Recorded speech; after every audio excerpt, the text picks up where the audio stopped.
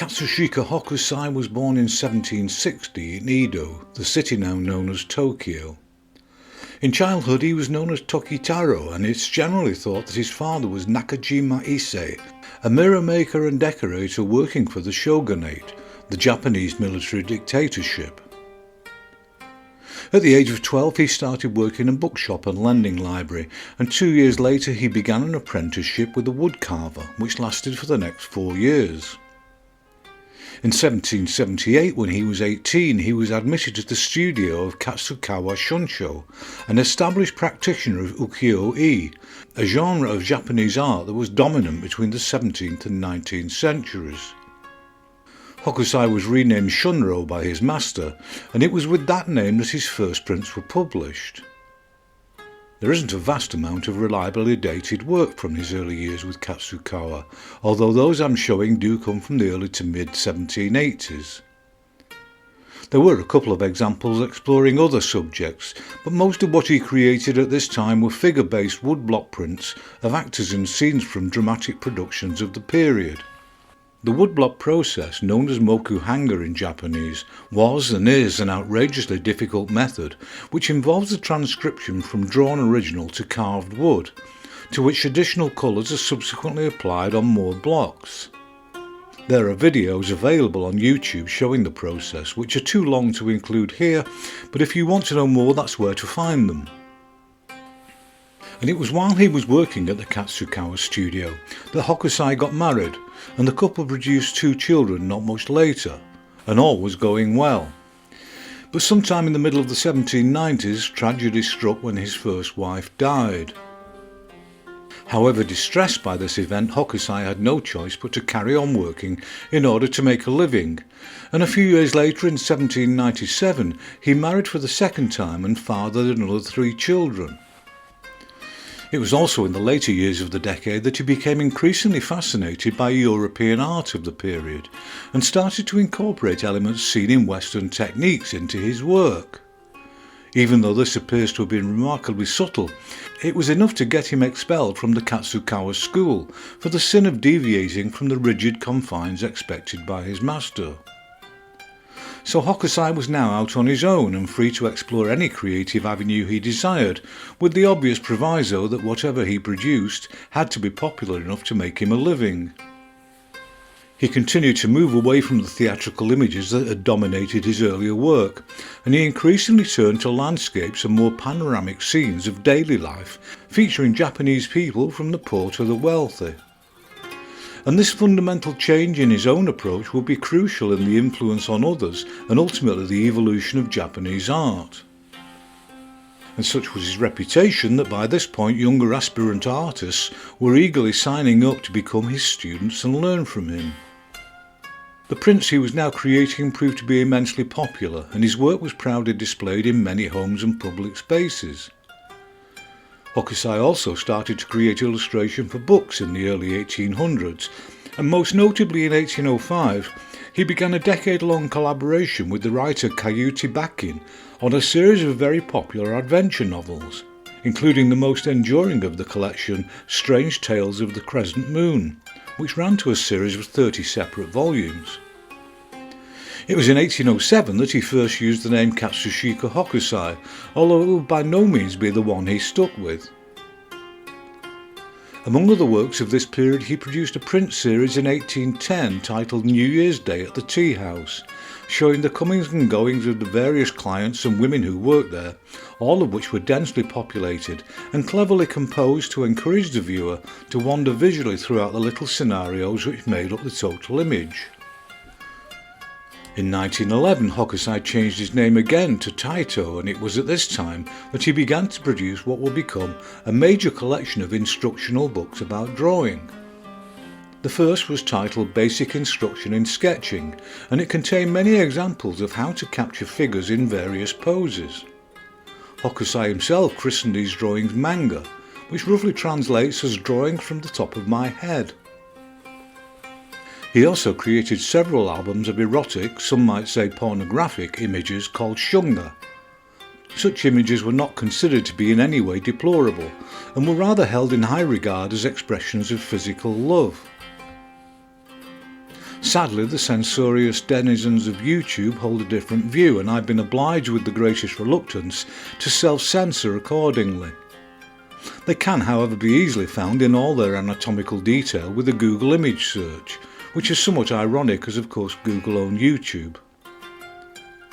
By now he had become somewhat of a celebrity and showman, and among other public displays of his artistic prowess, in 1817 he painted a huge image of the great Daruma, a revered Buddhist monk, using a giant brush and buckets of black ink, and the event drew huge crowds of admiring spectators. By 1820 he had produced no less than 12 volumes of his manga, which comprised many thousands of drawings of objects, plants, animals, religious figures and ordinary people. But it was also in 1820 that more personal tragedy came his way when his second wife died, and so did one of his daughters. These losses appear to have set in motion a period in which he was far less prolific, and his stellar status suffered as a consequence. And to add to his misery, it was also during the 1820s that his nephew saddled Hokusai with responsibility for his gambling debts, and several sources assert that he suffered a stroke around this time. But even if working at a far slower pace than previously, the images he did create in this period maintained his expected high standards of technical and aesthetic excellence. Towards the end of this unfortunate decade, one of his daughters left her failed marriage and moved in with her father to assist him with his work. And it was in 1829 that the first significant sign of an upturn in Hokusai's output and popular success came with the publication of his illustrated edition of the ancient Chinese legend, The Water Margin. Although entirely printed in monochrome, the images he produced were some of his most evocative and expressive. He was particularly adept with meaningful scene setting, and on occasion its absence, and the incorporation of figures in any number of configurations. And by 1830 he had regained his position as the leading Japanese artist of the time. It was in that year that he returned to single character images similar to those he had created decades earlier, with a collection of portraits titled 6 Immortal Poets. But most significantly, it was in the early 1830s that Hokusai began the monumental and now iconic 36 Views of Mount Fuji series. It was this series which cemented his reputation as the country's leading woodblock artist, and it has endured as his best known body of work to this day around the world. Among the remarkably varied and aesthetically considered prints was the much reproduced The Great Wave off Kanagawa, with its astonishingly convincing evocation of the menace of the wave and the boats carrying the dead. It has now become his most reproduced work, and given its dramatic beauty this is hardly surprising. But there were others of similar visual resonance, such as the much calmer print Fine Wind, Clear Morning, also known as Red Fuji for obvious reasons. Not all Hokusai's work was in the form of woodblock prints, and he also created paintings in both colour and monochrome. And as I'm struggling to date them accurately, the best I can do is show some of this collection as a cross-section here, although they undoubtedly come from various stages of his career. His ink monochromes, using varying levels of dilution to make washes, show his prowess with calligraphic brushwork. But the colour images were exquisitely rendered with remarkable control and precision on silk. And although all his prints were published as multiples, these paintings were unique, even though many are now available for hanging, courtesy of the full colour offset lithographic process, I'm pleased to say. It was also in the early 1830s that he was commissioned by several leading Japanese publishers to produce a large number of woodblock prints of mesmerising scenes involving birds and flowers. Sometimes both flora and fauna appeared within the same composition, but on other occasions he focused exclusively on one or the other. But these were uniformly exquisite pieces of graphic art, which used remarkably precise expressive line work, and the woodblock colours were applied with equally remarkable sensitivity and aesthetic consideration. And in a further demonstration of both versatility and productivity, there were several other equally successful series created during the 1830s.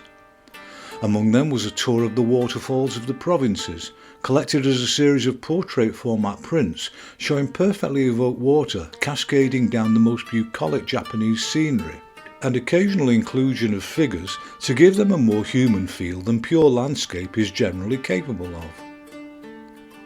The series Oceans of Wisdom also stayed with aquatic subject matter, but ventured out into the sea, and even in at least one case under it with great evocative effect. There really seemed to be no stopping the torrent of work he created around this time, and he added the series' unusual views of celebrated bridges in the provinces to his accumulated body of more scenic images. A true mirror of Chinese and Japanese poetry was yet another series of prints created between 1833 and 34, using the particularly extreme portrait formats seen in Chinese scrolls. Only 10 of the series now survive, but they are a further demonstration of Hokusai's continued creative impulse and desire to challenge himself. Now well into his 70s, Hokusai changed his name again, this time to Gakyuro Jinmanji, which translates as the comical but descriptively accurate "the old man mad about art." And in the middle of the decade he returned to the theme of Mount Fuji once more, with no less than 100 separate views, this time around published as a book. And although limited to monochrome, the images were every bit as absorbing and aesthetically considered as the earlier colour print collection. 100 Poems as Told by the Wet Nurse was Hokusai's last major series of prints, published between 1835 and 1838.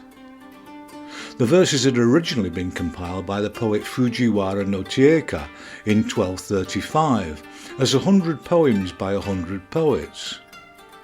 It seems that the retitling was to give Hokusai an excuse to comically misunderstand the meaning of the various verses by the imaginary illiterate wet nurse of the title.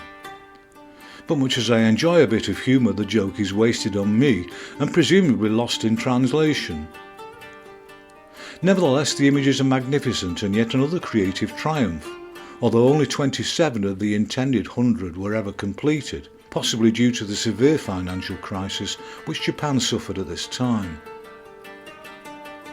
In 1839 there was yet another catastrophe for Hokusai to endure, when a fire destroyed his studio and with it a lot of his work.